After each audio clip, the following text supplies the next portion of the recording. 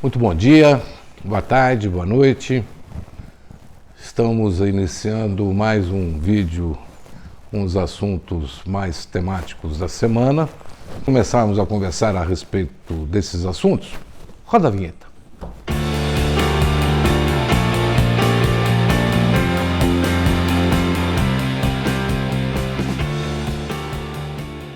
Bom, pessoal, como eu disse aí no meu vídeo anterior, demos uma parada nos temas da semana para a gente focar nos principais assuntos que vêm ocorrendo no dia a dia nosso aqui no Brasil. Hoje, nessa quarta-feira, eu vou abordar dois temas, como sempre. O primeiro vai ser sobre as eleições municipais, que eu acho que tem aí. Eu não acredito, sinceramente, que é um recado para 2022 ainda, mas mostrou, né, uma tendência do eleitorado brasileiro bastante significativa e que nós não podemos deixar de prestar atenção.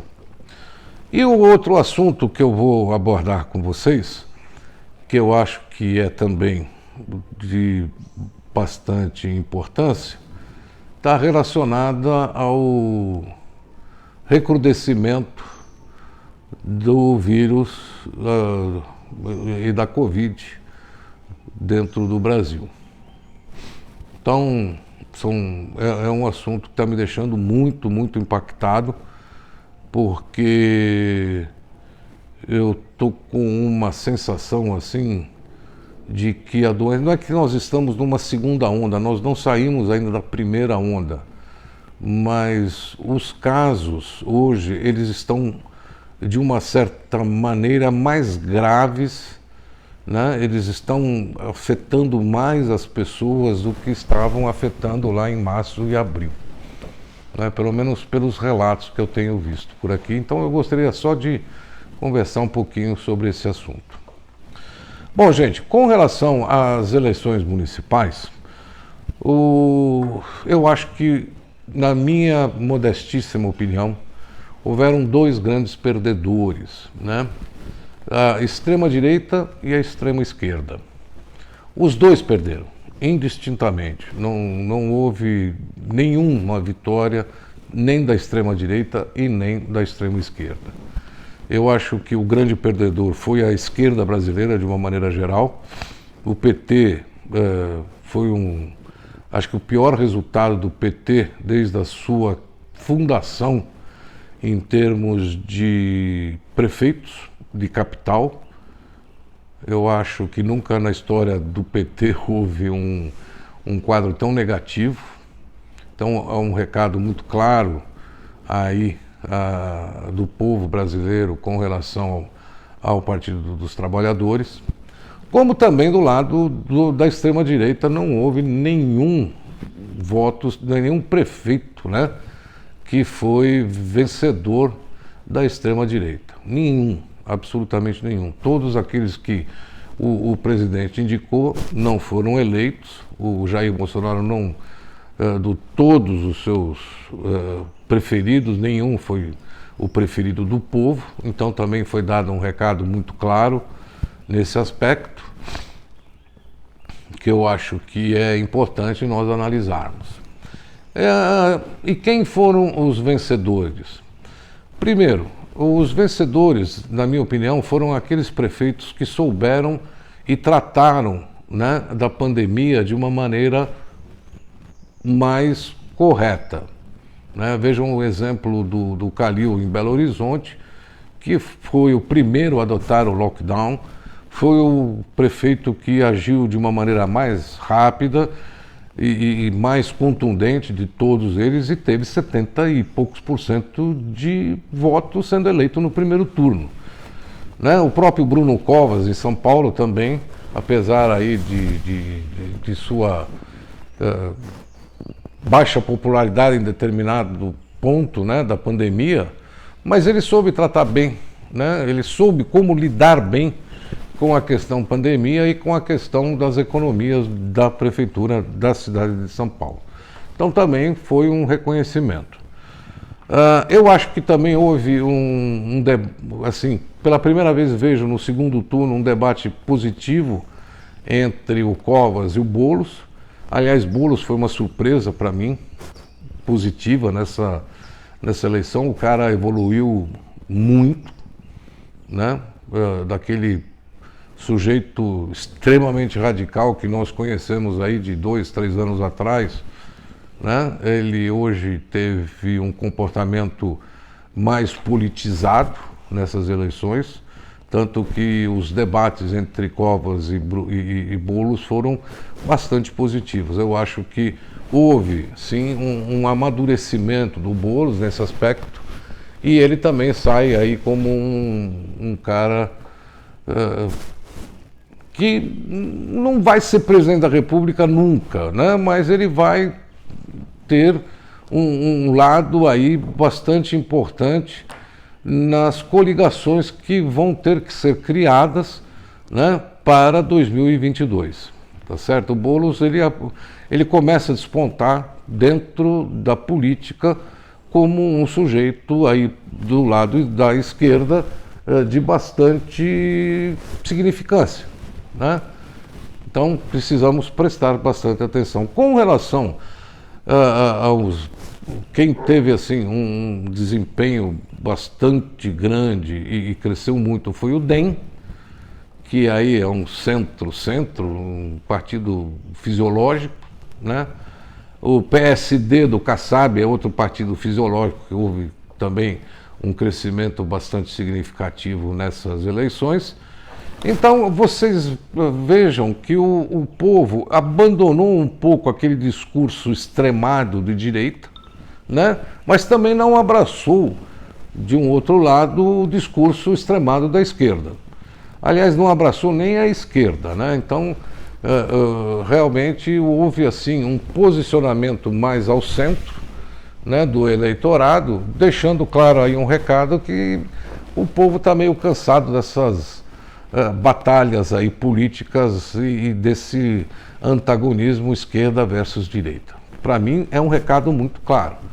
Então, para 2022, o que eu vejo assim é realmente uma tentativa, né, de uma coligação para enfrentar o Bolsonaro lá na frente, tá certo? Uma coligação que eu digo assim de centro, né? Precisa despontar alguém que agregue todo esse universo do centro que foi muito espalhado nessas eleições, foi muito distribuído, né, nos municípios, essa ideia de uma política mais central, mais centralizada, né?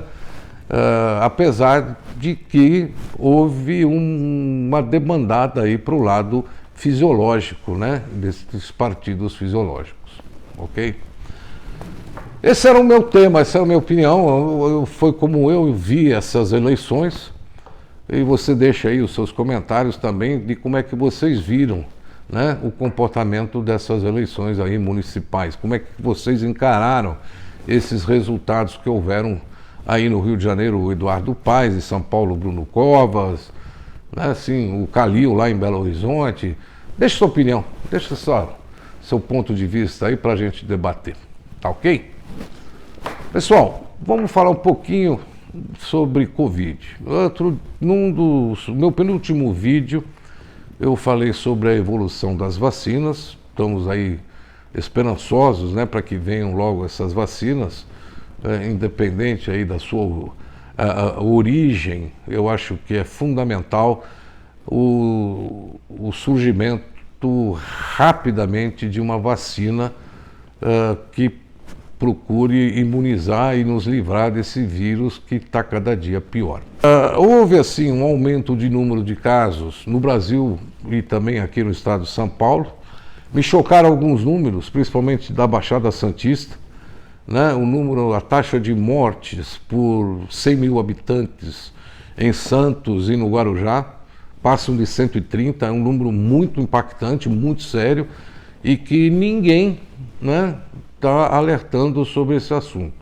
Houve um crescimento do número de internações e essa história de que quem usa máscara é marica, que o vírus é para ser enfrentado de frente, gente, é uma conversa mole, é uma conversa idiota, é um negacionismo que não tem tamanho, que nós precisamos enfrentar.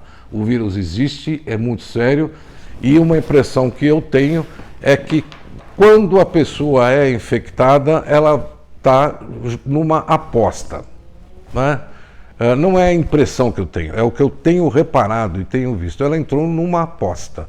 Essa aposta é a vida, tá? Ela pode ganhar ou perder, independente até da idade, gente.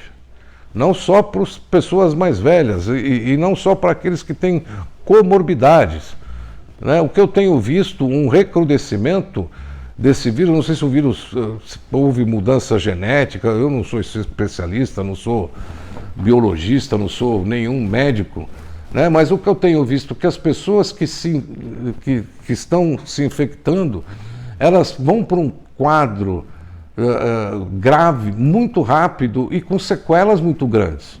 Aqueles que conseguem sobreviver têm sequelas seríssimas.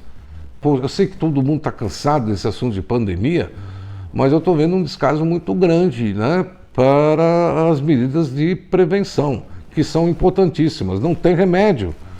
Não existe, pessoal, não existe remédio profilático para essa doença. Esqueçam essa história de profilaxia, né? Ou você pega ou você não pega.